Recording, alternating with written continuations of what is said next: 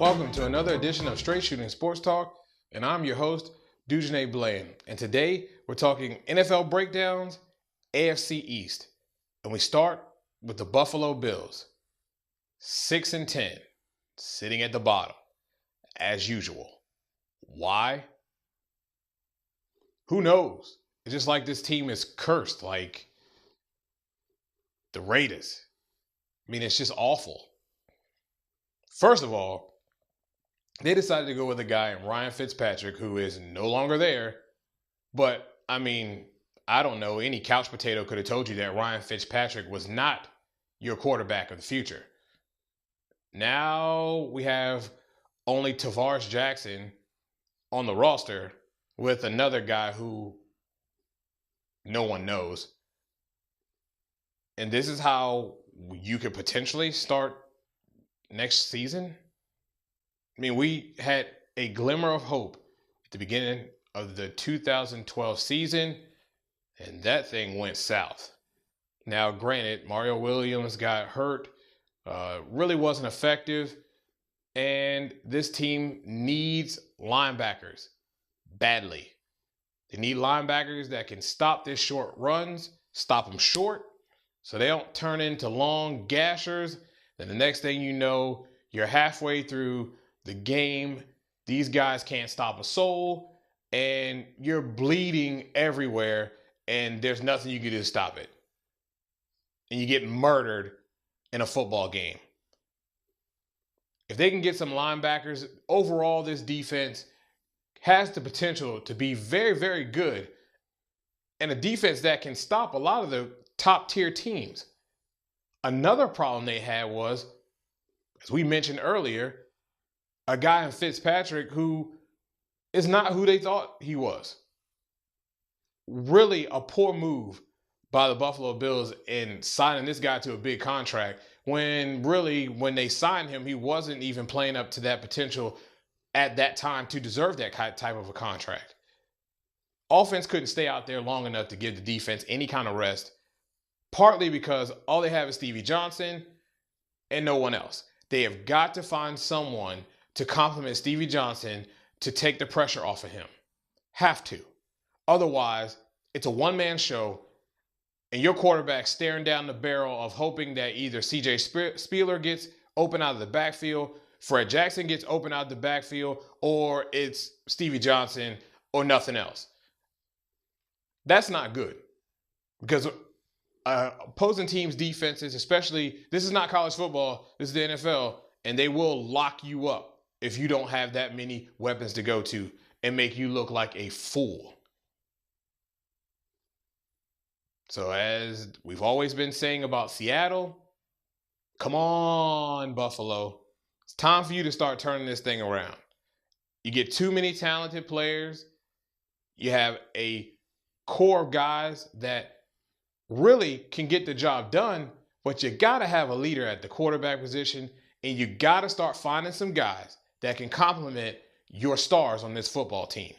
Again, another coaching change. So really, to be honest, I wouldn't expect too much from the Buffalo Bills in this stout AFC East division. Now we move on to the New York Jets, the 6-10 circus New York Jets. Look like an episode of Desperate Housewives or something. I mean, the dysfunction on this football team is just unreal. And before we get started on team needs, you're actually using Darrelle Revis as a bargaining tool, and you think that the Tampa Bay Buccaneers are stupid enough to trade away this year's first-round pick when they need a lot of help and more than just cornerback, like you really have a choice. Like you have great options on your football team to be able to use him as a bargaining tool like that, because we have tons of people that are great like Darrelle Revis. Come on, man. You guys are a joke. You need to be keeping Darrelle Revis, because the last time I checked, there ain't too many guys on that football team that can play like Darrelle Revis can. And you're going to need them because you don't have anything else. This team needs that guy.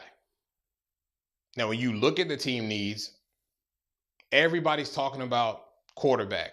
I know Sanchez sucks, but you made your bed, you're going to have to lie in it. You the one brought in Tim Tebow. Nothing against that guy, but I kind of feel sorry for him.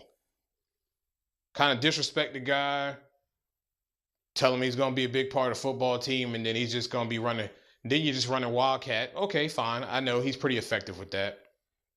Then you're going to say, well, we're going to have him on punt team stuff and all this stuff that doesn't pertain to quarterback.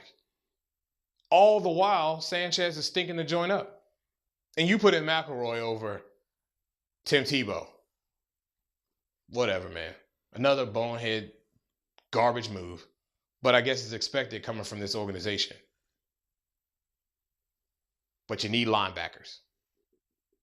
If you can't stop the run, you get behind. And really, in a lot of instances, this football team got behind early, became pass-oriented, really couldn't run the football the way they wanted to.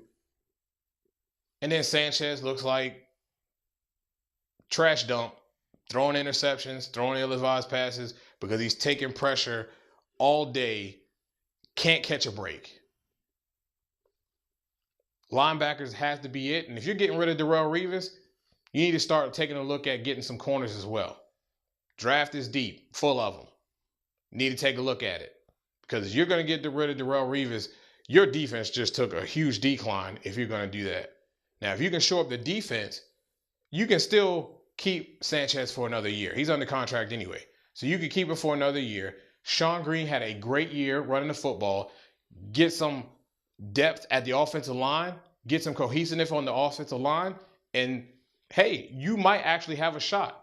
But you're going to need help on the outside. Sorry. Santonio Holmes, I don't know, dude checked out last year, and he has the tendency to check out, but he checked out and really didn't show any kind of potential of really going out there and getting after it. But I guess, I mean, if you got your quarterback not really, playing NFL football, I guess you'd be kind of disheartened too. But, I don't know. I personally think if you're a great player, you're going to go out and give it your all every down. But you're going to need some help at the wide receiver position no matter who you have at quarterback. But overall, dysfunctional football team, you fire a GM instead of your coach who's running his mouth all the time, mouthing off, can't back up anything, just talking. It's like a dog on a chain. Bark, bark, bark, bark, bark, can't get to nothing. It's going to be the same thing this year. They're going to be fighting with the Bills at the bottom of this division, trying to stay off the bottom. I wouldn't even look at this football team in the next 2 years. Horrible. Management, horrible. Coach, horrible. Hit the reset button, Jets. Thanks for watching the show. We appreciate you guys leaving your comments. And as we always say, leave your comments and we'll keep that dialogue going. If you have a topic you'd like to see discussed on the show or like to hear our take on something, shoot us an email at straightshootingst@gmail.com. And as always, subscribe to the show. Again, you've been watching Straight Shooting Sports Talk.